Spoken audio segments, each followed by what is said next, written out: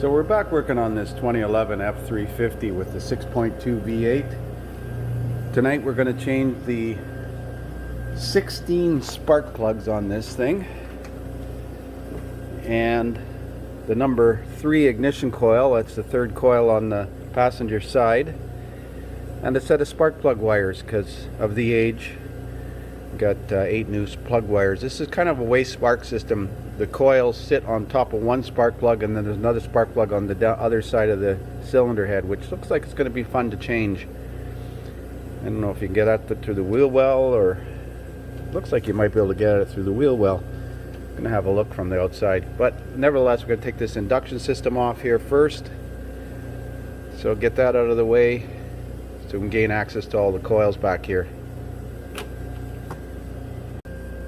So once you remove the air induction system, there's the air induction hose that goes across the front and a couple of 6mm bolts that hold the air intake ductwork down. Disconnect all the coil wires, disconnect all the coils, and remove one coil at a time. I like to do one spark plug at a time. There's an actual coil. Focus. Doesn't want to focus. Anyways, we're going to change the third coil back because of high EMI from that coil, or at least it appears to be. And make sure you blow out the spark plug hole.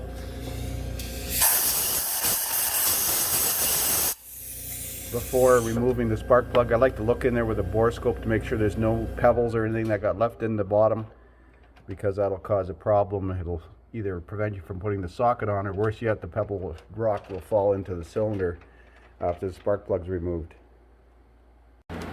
So there's the first spark plug about to go in. I've removed this one. Focus. It doesn't look bad. That's number 1 plug on the intake side. Gap's a little wide, as it could be expected. It's got 180,000 kilometers on it. I like to put never-sees on the threads. That's just my personal opinion. I don't think it calls for it, but I have been doing that for decades now. Spark plug goes into aluminum threads. I put never-sees on the threads. And I'm going to look up the torque, but I think it's probably about 18 foot-pounds because it's aluminum. So the torque on the plugs is less than I thought. Spark plug. No, I'm wrong.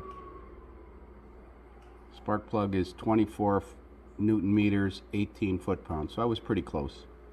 18 foot-pounds. I said 20. Yeah, 18 foot-pounds. Sorry, you can't see that. There it is there.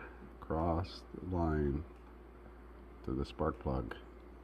18 foot-pounds. We're good to go. So there's one bank done. 4 spark plugs replaced under the 4 coils. I did change coil number 3 because it seemed to be emitting higher EMI than the others. Of course, that could be because the wiring harness, this harness, was basically up against it, like so, right there. We're going to relocate the harness away from it and maybe shield it later. We'll see. And now to change the other 4 spark plugs on the exhaust manifold side. Let's see how nasty they are to get at. So on the right hand side, the number 1 plug is best reached from the front at the top. You can see number 2 through the inner fender skirt there, and number 3 isn't too bad. Number 4 is a bit of a challenge. I'm going to try and see if I can climb over top of the engine or reach it from the top, because I almost need to take the inner fender skirt out. This fender skirt won't peel back far enough. But we'll get the wire off of it and then we'll go from there. So that number 4 spark plug on the exhaust side faces towards the firewall. It's really a pain to get at. This topside creeper helps significantly because you can climb up and lay right on top of the engine and reach way the hell back there, but you still end up scratching your arms all to hell on the valve cover bolts. It's a good thing the engine's not hot. I'm going to give you an idea of where that number 4 spark plug is.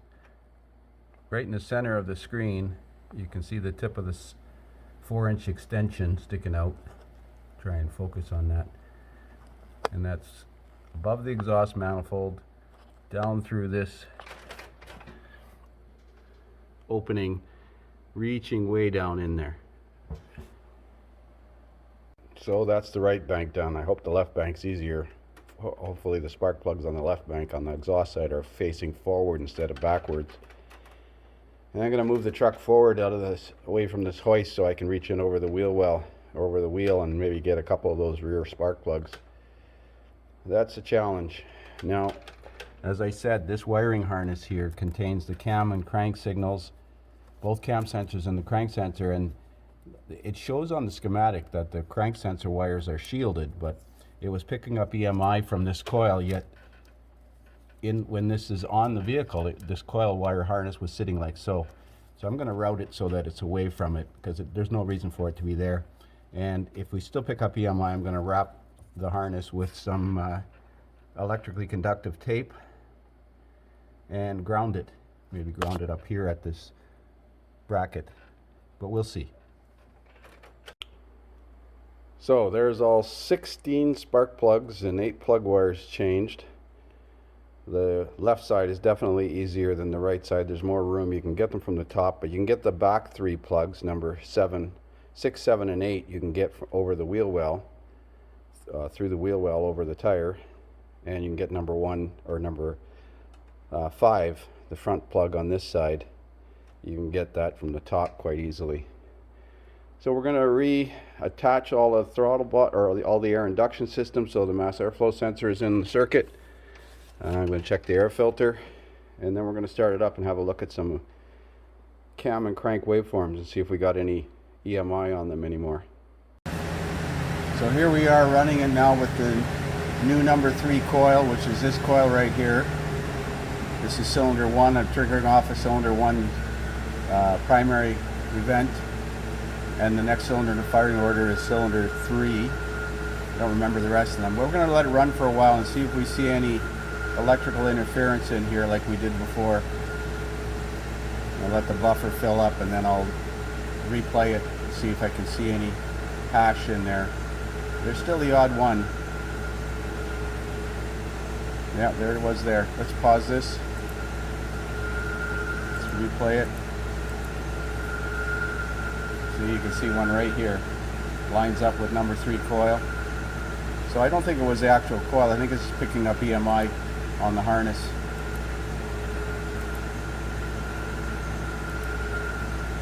There, that one there. Now which cylinder is that?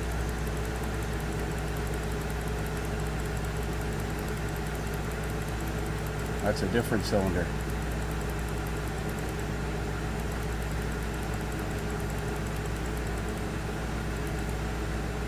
Well, we're going to shield that harness and see if we can get rid of some of that EMI. Let's zoom in on this and have a look. See, this one here is pretty electrically noisy.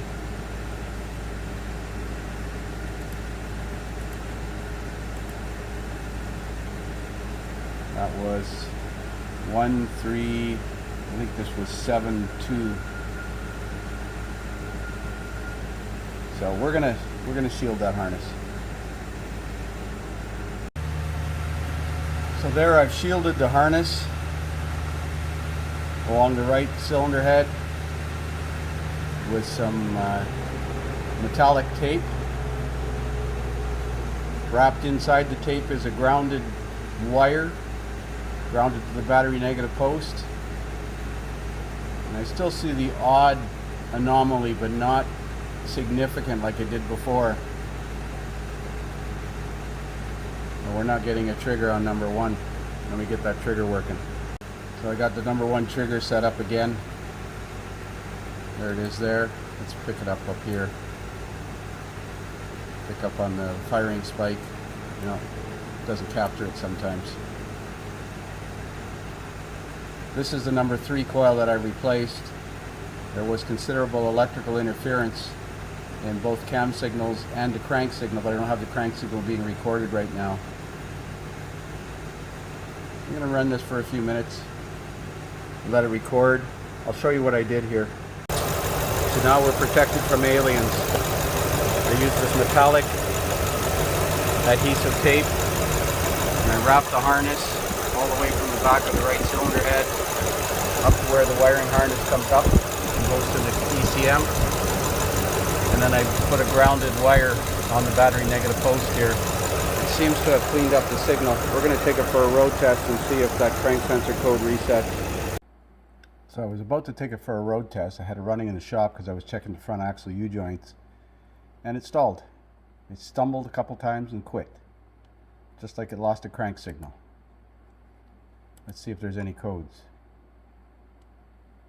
No codes. Wonderful. Oh boy, and I put the harness back together again so I can't backpin it easily.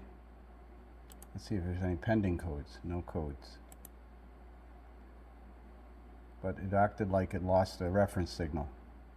So I'm going to start this thing and see if it'll stall again.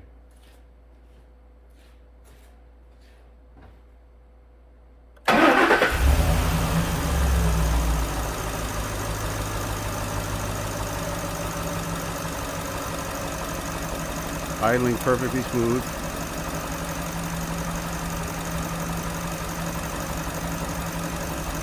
And it just started to stumble, like it was losing ignition. And it stumbled a couple times and then quit. Now it's not going to do it.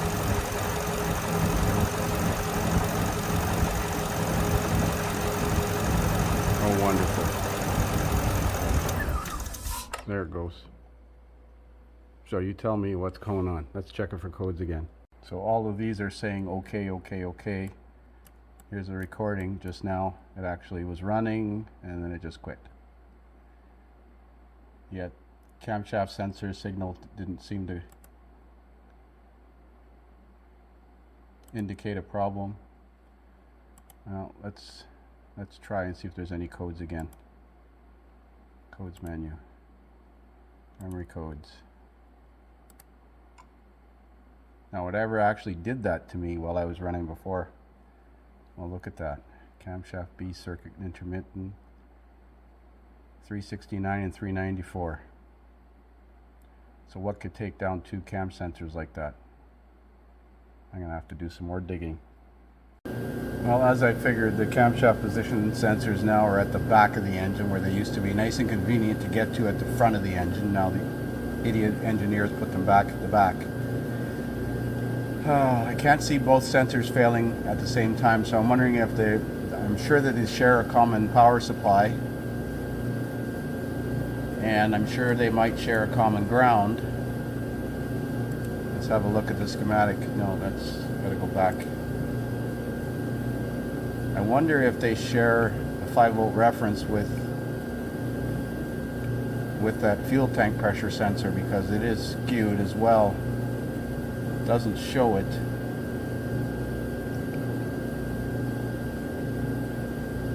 Share the ground with the cylinder head temp sensor.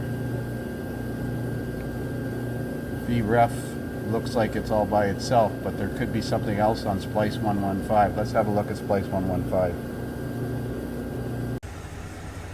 So I'm reconnected to cam 1, cam 2, 5-volt reference at the cam, and the crank signal, because this truck was consistently stalling now. It's been running for about 3 minutes now and it hasn't stalled.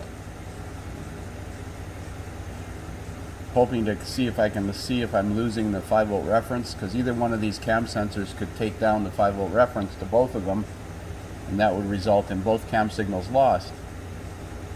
I believe it'll run without the cam signals, but it won't run if it loses them and then comes back. That kind of scenario, it usually causes the computer to try to resync. So I'm recording this and waiting for it to stall. Well, it's been running now for about 5 minutes and hasn't skipped a beat, just like before. Yet consistently 4 times this morning it stalled after running for about 60 seconds. Put the test equipment on it and it's fine again. Could be a connection, it could be a terminal at the computer. I didn't check the pin grip on the cam crank and VREF. All it takes is you to disturb the connection and it could be good again for however long as it decides to wants to work. One of the problems with this Snap-on lab scope is that you can zoom out, but you can't zoom in. So I need to record it at a fairly quick time base. I'm on 50 milliseconds. And you can see the buffer takes 1001, 1002, 1003, 1004, 1005. It's about 10 seconds to fill the buffer. So if I'm letting it run now and recording, I'm actually capturing about 10 seconds of data. If it stalls, I got 10 seconds basically to freeze this, or I'm going to lose that recording. I think it's time for a picoscope. This picoscope, you could set it up to record a minute of data and then zoom in, so you don't have to worry about losing the recording. I see some voltage spikes occurring in here occasionally. Well, I'm going to keep recording for a while.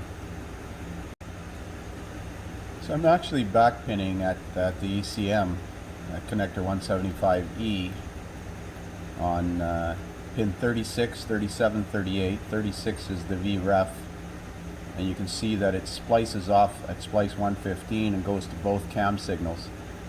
So this 5-volt reference coming out of the ECM, if it disappears, could be one of these sensors pulling it down. But I could have a problem downstream and losing the 5-volt reference to the actual sensor. Like, it could be a problem with this splice. The splice goes open, both cam sensors are going to fail, and I'd still measure 5 volts here. So basically I'm looking to see if that 5-volt reference drops out. I don't think it's a wiring harness issue, because the vehicle was, every time it stalled on me in the last 6 or 7 times, it was simply idling in park here. So there's no vibration, no bouncing, no railroad tracks. I suppose it could be a terminal grip on pin 36. If we lose pin 37, we should theoretically just get cam sensor 1 code, not both codes. And of course, I'm back pinning pin 13, which is the crank sensor positive circuit, and this is a magnetic pulse generator. Note how this crank sensor wires are shielded in the harness, but they didn't shield these wires, which is interesting. I've shielded the entire harness, and that's cleaned it up somewhat.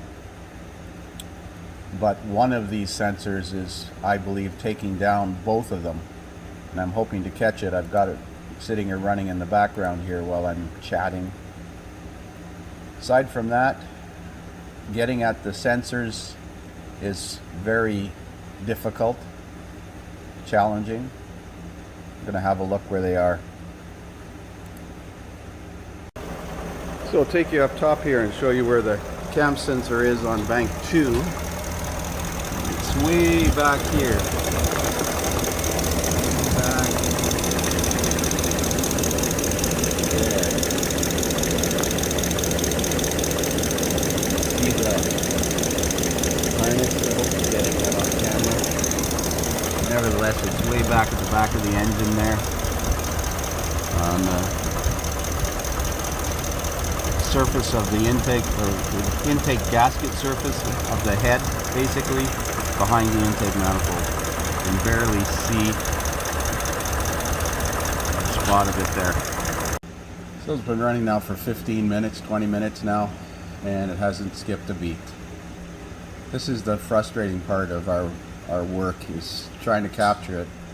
I hate like hell just throwing parts at things, but sometimes you have no choice, because how do you justify, you know, running it for 2 hours, 3 hours, trying to capture a sensor falling out? And even still, even if it does, if both of them go down simultaneously and I still have the 5-volt reference, maybe it's a ground problem, but the ground is back through the ECM anyways. Let's see the ground here on this circuit.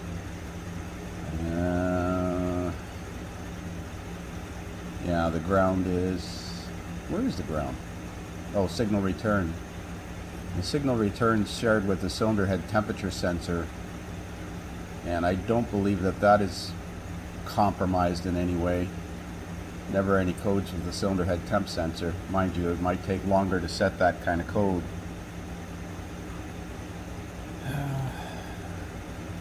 Aside from that, I'll keep recording here and see what happens. So while this thing has been running here, I've been playing with the fuel tank pressure transducer. If I unplug it, it goes to 5 volts. So I'm sure the wiring is okay. Right now it's showing -6 inches of water, which is like 0.15 psi. The sensor looks something like this. This is one off of a 2014, and this one's right in the top of the fuel pump with a little grommet, and I was hoping this one would be the same. This welding truck has a hole cut in the deck for the sensor, but the sensor's in the evap hose or line, so I'm sure it's sold with the line. I was told by a Ford technician that they've seen a high failure rate of these when the customer has the vehicle rust checked. See, it appears that the rust check oil can find its way into the sensor. There appears to be some kind of exposed terminals there on the bottom of the sensor that you can see. Focus. And if oil gets in there, it can skew the sensor apparently. They say they're having quite a bit of problem at the dealership under warranty with vehicles that have been oil guarded underneath. And interestingly, this fellow did spray rust check oil around the filler fuel tank. I'll show you where that is on top of the truck. So fortunately, he's cut a hole in the deck of the truck so he can get at the fuel pump here. I don't know if you'll be able to get that fuel pump out of there. Maybe out through this hole here. I'd certainly be giving it a try as opposed to pulling the tank, but you can see the fuel tank pressure sensor is that one over there, and it's integrated into the hose there. I don't know how far back that hose goes or what's involved, but I'm sure that the procedure to replace that sensor is to remove the entire tank and disconnect the line. I think I'd be trying to cut the line and put a piece of fuel line in between a couple of hose clamps. There's no pressure on that hose, so it's not a concern about it leaking fuel. It's just a vapor line. But that's the fuel tank pressure sensor. When I unplug it, it goes to 5 volts on the scan tool. Now I tried to spray it with brake cleans and blow it off. We're going to leave it for now. So this thing's been running for like 45 minutes now, and it hasn't skipped a beat. I'm starting to wonder if it's a compromised terminal in here. Now, in order for it to set both cam sensor codes, it would theoretically have to be the VREF terminal, which is backpinned by this green probe here. Now I'm going to take this connector off, and I'm going to check the individual pin grips on the cam signal wires, the cam signal return wire, and the VREF wire for the cam sensors, because it hasn't missed a beat. And all I did was unplug that connector, untape it so I could backpin it and then reconnect it again. So I may have inadvertently fixed the problem by just changing the position of the terminals.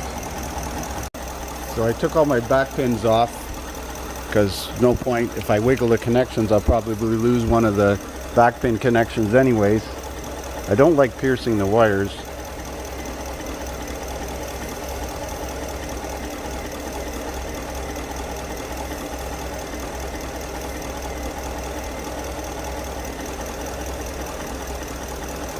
Well, I'm going to check the pin grips.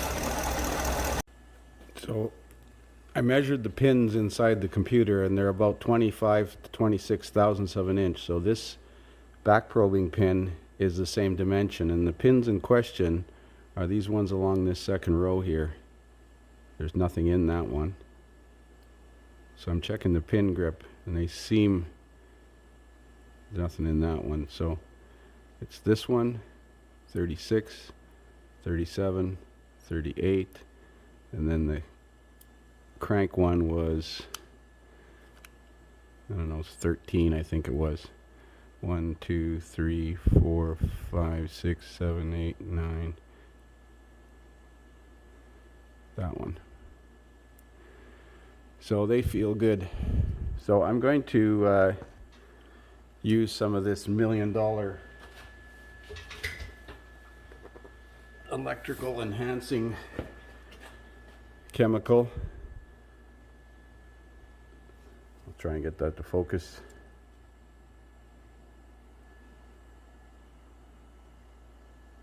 Stablein 22A, this little bottle, which is about an ounce, is like $130. So I'm going to put a drop of this liquid in each one of the terminals.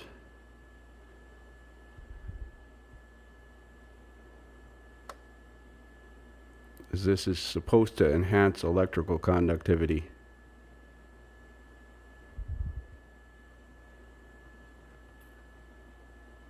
You don't necessarily want to put dielectric grease on the terminals because dielectric grease is not electrically conductive. But the purpose of dielectric grease is to minimize oxidation. So we're going to put this back together. Let's put some dielectric grease around the outside seal to keep moisture out of there. I've already done that from last time. Tape this harness back up and put it back together and see what happens. Oh, I just realized that was out of focus all that time I was doing that. Oh well.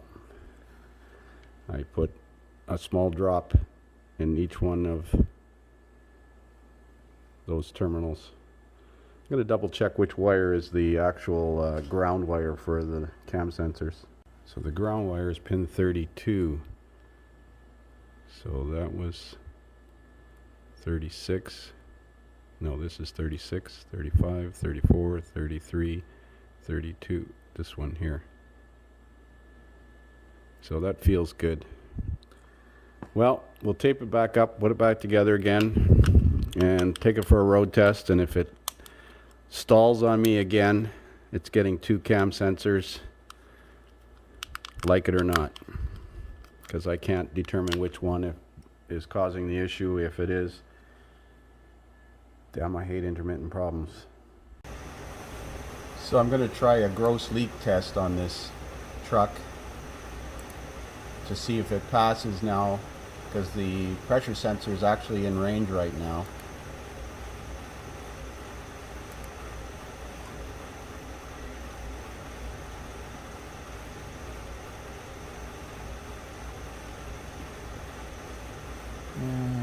Cylinder head temperature 83, intake air 27, minus 57. If a cold soak is not test, may provide inaccurate results.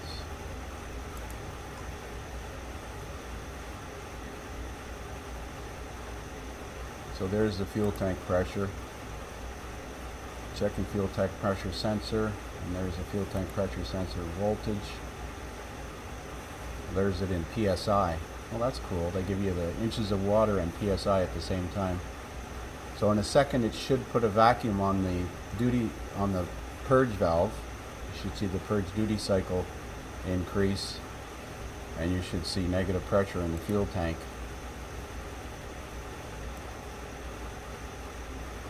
The vent valve is turned off right now.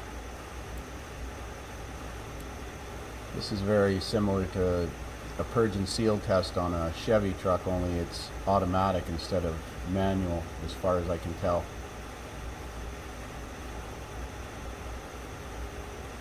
Checking the fuel tank pressure sensor, so it's checking to see if suspect blockage in the evap system. So it failed. That pressure sensor should actually be indicating 0. So that pressure sensor is skewed. I couldn't plug in that other one that I have, this one here, because it has a different electrical connector. So we'll let him know that he needs that pressure sensor, and we'll deal with that at a later time. I've got the engine back together, the harness back together, with the Stablein 22 added to the terminal. We're going to put this bottle away with the lid on tight, and we're going to take it for a road test. So I had it running outside for an hour, no problem. Took it for a road test, no problem. No more stalling. So was it the VREF terminal on the PCM? Or is it just going to come back again in a couple of days? Now, the owner did mention that he occasionally would go a week to 10 days before it would act up again.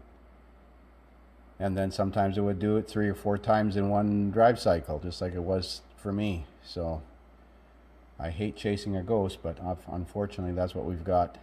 I've got 2 cam sensors on order. If it does it again, we're going to replace both cam sensors, but for now I don't want to say it's fixed, but it's not doing it anymore. How's that sound?